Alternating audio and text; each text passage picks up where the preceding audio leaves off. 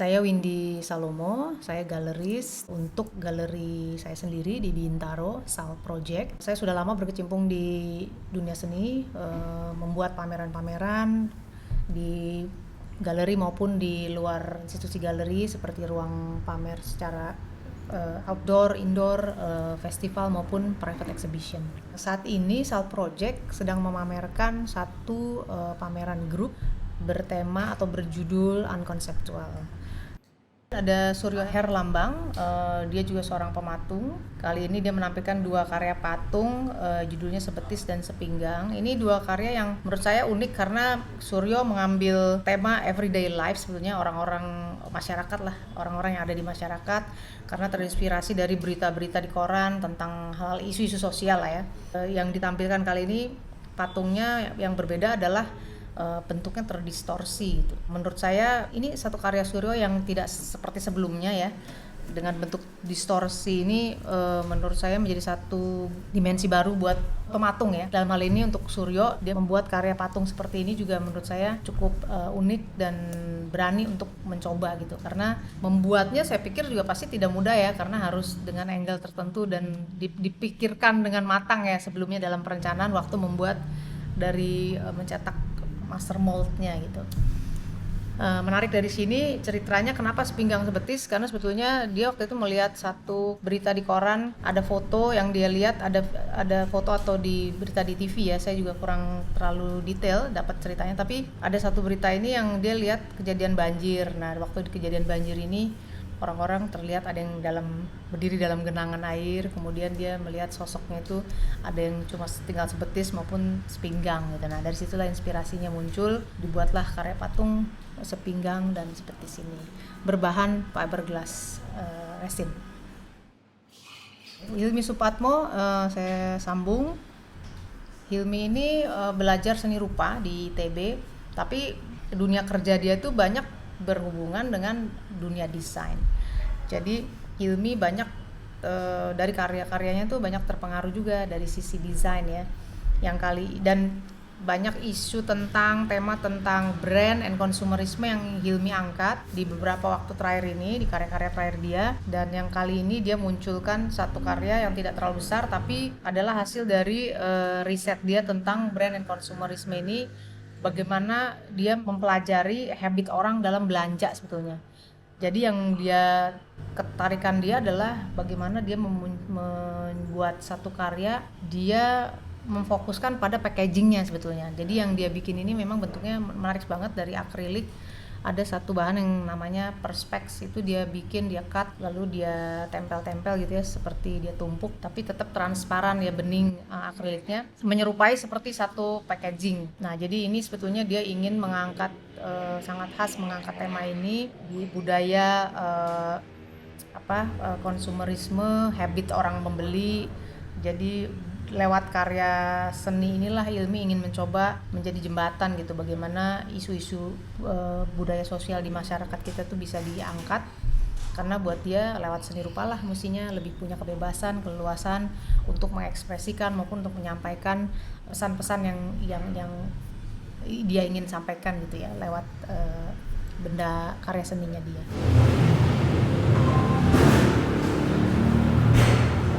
Ismail ini sebetulnya fotografer terkenal, dia sudah punya komunitas, dia juga sudah punya pengalaman dari sisi seorang commercial photographer, dan juga beberapa lama ini saya perhatikan dia juga mulai masuk ke yang fine art fotografi sebetulnya. Nah, tapi yang menarik adalah Anton sendiri ternyata memiliki satu kemampuan teknik berkarya melukis. Itu sangat menarik karena saya perhatikan dia punya satu gaya fotografinya pun menurut saya unik sekali. Dia benar-benar relevan sekali dengan generasi sekarang, dan dia kayak memberikan satu suara yang tidak biasa ya. Nah, dalam karya melukisnya dia, saya juga perhatikan dia sangat berani, sangat ekspresif dengan bermain dengan cat minyak maupun cat akrilik. Dan yang ditampilkan di pameran konseptual adalah karya lukisan dia yang berjudul Bahagia Bersama Semesta. Ini satu karya cat minyak di atas kanvas, tidak terlalu besar, tapi menariknya adalah Anton memberikan sketsa-sketsa tadinya dia sangat ekspresif dengan warna-warna yang monokrom ya, hitam dan ada beberapa warna, sedikit warna di situ. Tapi itu memberikan space dan ruang buat Anton untuk lebih lanjut berkreasi sehingga hasil akhir yang dia inginkan itu yang karya yang dipamerkan saat ini. Nanti bisa dilihat di display di pameran kita di Sal Project.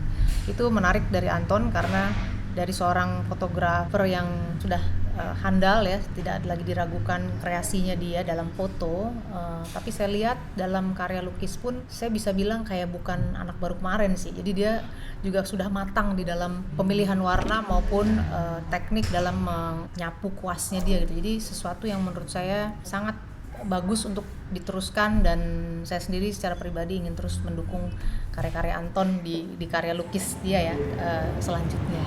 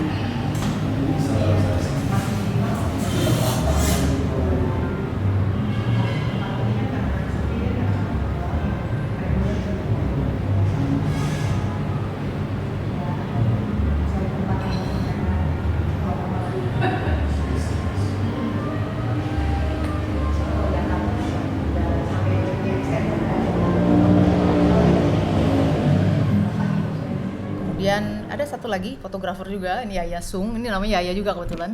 Yaya Sung ini sudah cukup lama berkarir di dunia seni. Dia itu juga dasarnya memang dia fotografer dan dia banyak berkarya berbasis foto, tapi juga hasil karya outputnya itu tidak selalu di atas kertas sebuah fotografi, tapi dia juga membuat instalasi. Saya ingat ada karya-karya foto dia yang dia cetak di atas board kayak kayu ya, wood, lalu di atas kertas seperti Duratrans neon box, lalu ada juga di atas fabric kain. Jadi sebenarnya Yaya Sung juga banyak melakukan eksplorasi dari sisi medium ya. Jadi menurut saya dia sudah beberapa kali sih saya lihat dia pameran-pameran yang grup maupun tunggal, dan sudah banyak dikenal di dunia seni rupa kita. Yaya Sung ini punya portfolio yang baik gitu.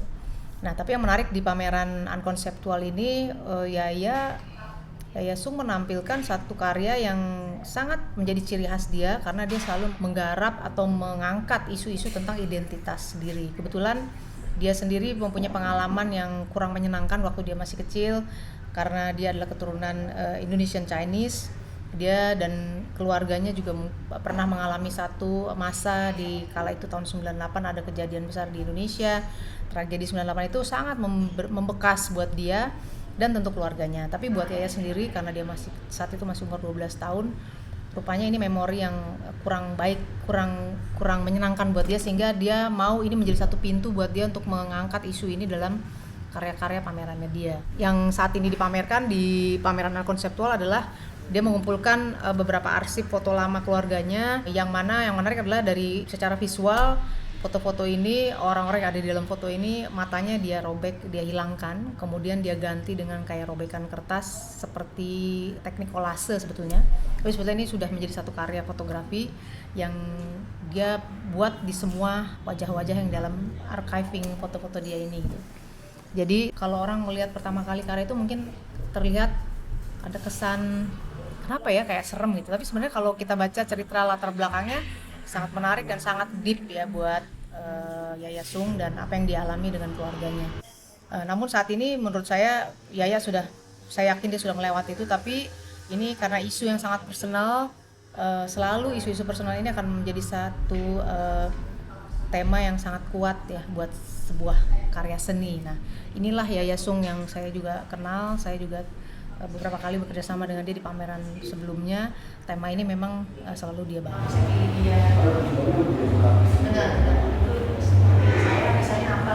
Oke, lalu karya Nus Salomo.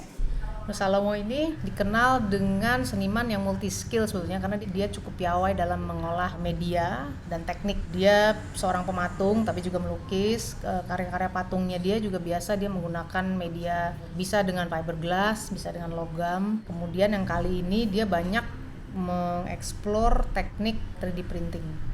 Jadi karya yang tampil di pameran kali ini memang banyak objek yang hasil dari cetakan 3D print.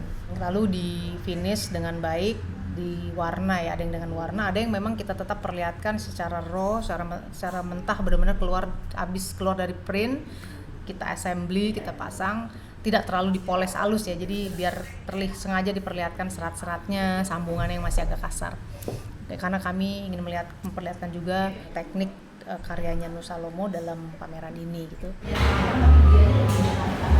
Kemudian ada Irski juga seniman muda yang baru mulai terjun di dunia seni rupa Indonesia. Yang menarik dari Irski adalah dia sangat mahir dalam membuat karya-karya bertemakan kolase dengan media kolase. Menariknya lagi adalah Irski itu juga berani menggunakan media bahan-bahan material yang sifatnya kadang-kadang aneh, unik, tapi dia berani untuk bisa menggabungkan bahan-bahan yang mungkin ada barang bekas juga ya. Bahan-bahan ini untuk dia jadikan satu karya seninya dia, dan itu ternyata hasil akhirnya, saya selalu melihat hasil akhirnya itu benar-benar menarik dan sepertinya sudah diplan di dalam pikirannya dia ya, sehingga hasil akhirnya tuh di dalam kanvas maupun di atas kertas tuh tetap secara estetika bagus, secara visual dan pemilihan warna pun keren menurut saya.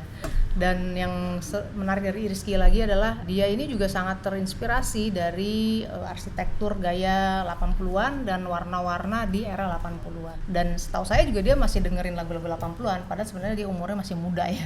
Tapi nggak tahu kenapa itu sangat menjadi kesukaan dia ya. Dia juga sering menonton film-film dari tahun-tahun 50-an. Jadi ada juga karakter komik vintage ya, zaman dulu yang dia bisa angkat karakter itu secara bentuk dan warna gitu. Jadi dia tetap tampilkan gitu seperti aslinya, namun dia gabungkan dengan material-material yang dia temukan itu yang sifatnya menurut saya abstrak gitu, tapi akhirnya menjadi satu karya yang menarik banget. Itu Irski, dia menampilkan karya di atas kanvas kolase. Ada juga satu karya seri yang kolase juga tapi di atas kertas kecil-kecil. Seri barunya dia itu akan keluar nanti, kita akan display. Itu berbentuk amplop karena inspirasinya sebenarnya dia juga cukup dia memperhatikan brand ya. Jadi dia inspirasi dari satu produk kayak dompet atau tas clutch gitu dari sebuah brand. Terinspirasi lah dia bikin seperti amplop gitu. Jadi seperti clutch. Kemudian ada satu orang fotografer lagi, itu Christina Pan, atau saya biasa panggil dia Yaya. Dia menampilkan karya bertema arsitektural, sebenarnya bangunan-bangunan, cityscape, skyscraper itu di Jakarta tentunya. Judulnya Silver Lining. Menarik dari karya Yaya yang ini khususnya ya, karena sebetulnya Yaya juga seorang commercial photographer yang sudah lama sekali, hampir 1 dekade lebih ya, dia bekerja dengan media sebetulnya. Kemudian dekat dengan dunia lifestyle seperti fashion, karena dia banyak juga motret untuk Fashion Week dan lain-lain.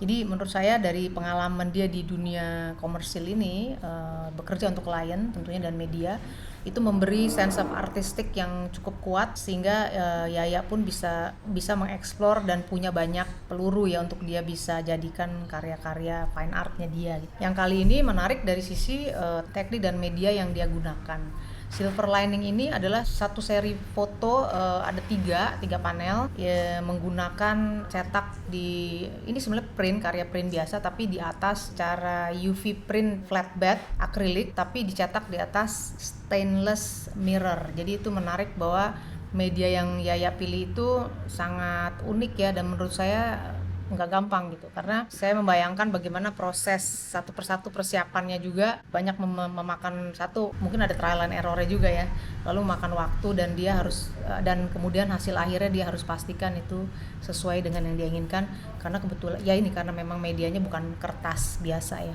tapi dengan stainless mirror, itu benar-benar mengkilat hasil dari visual karya.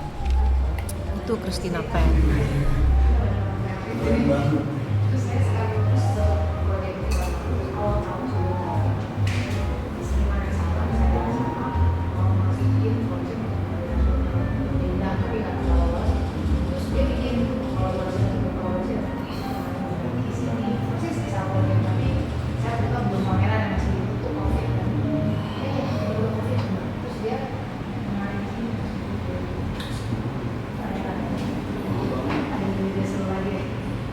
Ini misalkan kalau ini tambahan ya? Iya.